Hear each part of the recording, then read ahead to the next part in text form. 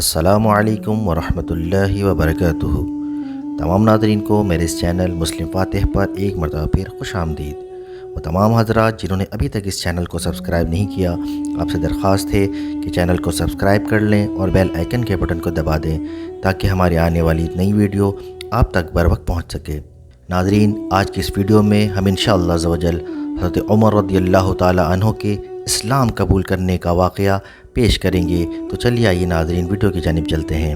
ناظرین، اعلان نبوت کے چھٹے سال حضرت امیر حمزہ رضی اللہ تعالی عنہ کے اسلام لانے کے بعد تیسرے ہی دن حضرت عمر رضی اللہ تعالی عنہ بھی دولت اسلام سے مالا مال ہو گئے۔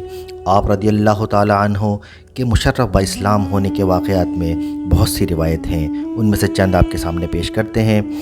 ناظرین، ایک روایت یہ ہے کہ آپ رضی اللہ تعالی عنہ ایک دن غصے میں بھرے ہوئے ننگی تلوار لے کر اس ارادے سے چلے کہ آج میں اس تلوار سے پیغمبر اسلام کا خاتمہ کر دوں گا۔ معاذ اللہ، اتفاق سے راستے میں حضرت نعیم بن عبداللہ قریشی رضی اللہ تعالی عنہ سے ملاقات ہو گئی۔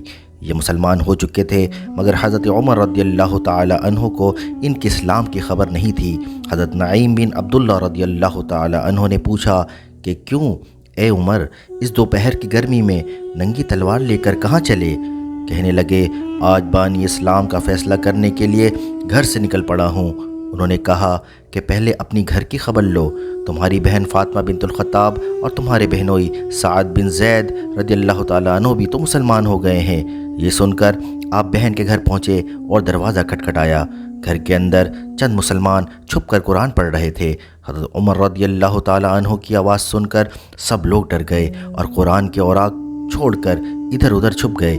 بہن نے اٹھ کر دروازہ کھولا تو حضرت عمر رضی اللہ تعالیٰ عنہ چلا کر بولے، اے اپنی جان کی دشمن، کیا تو بھی مسلمان ہو گئی ہے؟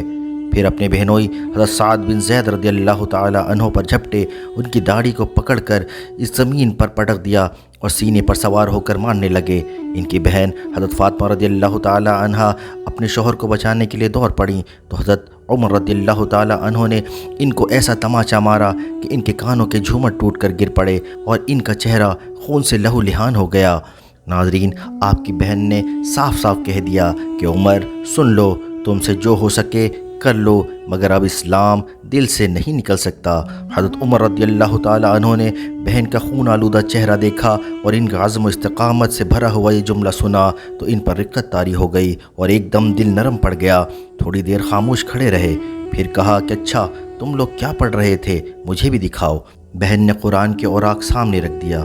اٹھا کر دیکھا تو اس آیت پر نظر پڑی کہ سبح للہ ما فی السماوات والارض وہو العزیز الحکیم۔ ترجمہ کنز ایمان، اللہ کی پاکی بولتا ہے، جو کچھ آسمانوں اور زمین میں ہے وہی عزت و حکمت والا ہے۔ اس آیت کا ایک ایک لفظ صداقت کی تاثیر کا تیر بن کر دل کی گہرائی میں پیوست ہوتا چلا گیا اور جسم کا ایک ایک بال لرزہ بر اندام ہونے لگا۔ جب حضرت عمر اس آیت پر پہنچے کہ آمینوا باللہ ورسولہ، ترجمہ کنز ایمان، اللہ اور اس کے رسول پر ایمان لاؤ، تو بالکل ہی بے قابو ہو گئے اور بے اختیار پکار اٹھے، اشہد ان لا الہ الا اللہ و اشہد ان محمد رسول اللہ۔ یہ وقت تھا کہ حضور اکرم صلی اللہ علیہ وسلم حضرت ارقم بن ابو ارقم رضی اللہ تعالی عنہ کے مکان میں مقیم تھے۔ حضرت عمر رضی اللہ تعالی عنہ بہن کے گھر سے نکلے اور سیدھے حضرت ارقم رضی اللہ تعالی عنہ کے مکان پر پہنچے تو دروازہ بند پایا۔ کنڈی بجائی، اندر کے لوگوں نے دروازے کی جھری سے جھانک کر دیکھا تو حضرت عمر رضی اللہ تعالی عنہ ننگی تلوار لیے کھڑے تھے۔